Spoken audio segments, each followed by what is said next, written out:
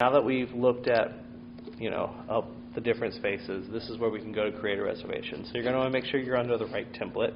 So for anything that is in Student Commons in Hunton, it's going to be under Student Commons Hunton and Lyric, whether you're a department or a student org. If you were looking for outdoor space, it's going to be outdoor space, so that's going to be those centrally scheduled spaces, so like the lawns, the Compass, Park Plaza. And then for any of the academic spaces on Monroe Park campus, you're going to want to make sure that you are on Monroe Park campus academic spaces. So when you're ready, you're going to want to go ahead and click Book Now. And the system is a smart system, so it's going to try and find you the best space for the information that you give it. So I'm going to go and click a certain date. Let's say I want to do 8 a.m. and then let's go 9 a.m. So I've now set that this is the date that I want, this is the time that I want, and right now it's looking at all locations. If you know a specific space, you want it to be in the University Student Commons, you don't want to be over at Lyric and the MCV campus, then you could select the specific building. And then right here, this is important to do. So anything that's popped up so far is something that does not have a minimum count. So some things you have a minimum count of, maybe you need to have at least 5 people or 20 people in there. So we're going to update that to I want a meeting with 15. And then I want it to be, I'm looking for something that's either hollow square, conference style, or standard. So now I have everything that can be set up at. And we have this room right here, SGA Senate Chambers. Again, if you're curious what the room is, you don't know what it is, you can click on it. It'll show you the information on it, the setup type, images that we have of that space. And then it'll show you everything. So the rooms that you can reserve are things that are automatic reservations, so you automatically grab it as soon as you finish filling out all that information. It is now yours, confirmed, final. Rooms that you can request are going to have to go through an event coordinator. So once you've requested, an event coordinator will reach out to you with any questions they have or confirm final. So let's say I want this room. It's going to re-ask me how many people are going to be attending. And then what setup type I want. It's only going to give you the setup type that can be in there. So for this one, lecture style, which that room is set up in, and then standard, which is whatever the standard space is for that. Some rooms don't have a standard space. This one does because it is a standard room. And then now it'll change that to a red dot, which means I can take it off if I decided, I actually don't want that room. And it also adds it up here to my selected rooms. From here, you can keep adding rooms if you want to. You can even change the date and the time if you need to grab different spaces at different times. And if it ever shows you no spaces available, that means whatever you're putting in has no matches.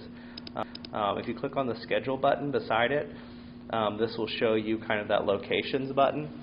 And it'll show you all the spaces that fit the criteria that you've put in there. But it'll show you, other events that are happening. So if you have more flexibility with what you can, with the times that you have, as you can see, this is really booked up. So we're probably not going to be able to adjust this at all to find something. So we might have to go to a different date.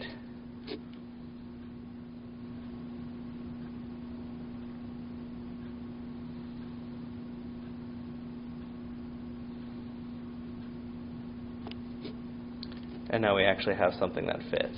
You could also change the time and move it if you needed to, but I know that this Shaco room is available, so I'm going to go ahead and add that as well. So once I've done adding all the rooms that I want to, we're going to go to the next step, and you'll see that just kind of like your shopping, it'll tell you how many rooms you have in your cart. So your next step is going to be just some services. So if the room provides any services, this is a place where you can go and add some furniture, let people know that alcohol will be served, any sort of questions that you want your event coordinator to see. This is where you can put it. You can update your index code that you want. And then you go ahead to the next step. And the next step is where you fill out all of the information. So you're going to put your event name, your event type, You're going to select your contact, so you should have your name under your department or student org that you can select with your information given to you with your WebApp account. It'll auto-populate. If there's somebody who needs to be a contact for this event who does not have a WebApp or is a part of your student org, you can always select temporary contact and fill out the information for them. Anything that is in red is a required field to fill out, and this is something that we need to know to help you with your event. Anything that is in gray is optional. You do not have to fill that out.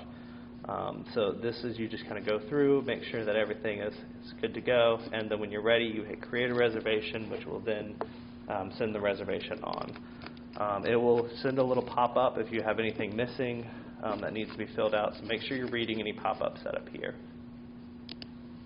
Once you've created that event, if you go under My Events, you will then see different events that you have reserved. For myself, I have my event services team meetings online. You'll see, when you click on it, you'll see the information about your event, and then underneath you'll see all of your current bookings or your past bookings. Under current bookings, if you have access, some standard rooms can be canceled if you're a couple days out. So if it has a little red dot next to it, that means you can cancel that booking. You can also update any of the attendance or the setup style that you want.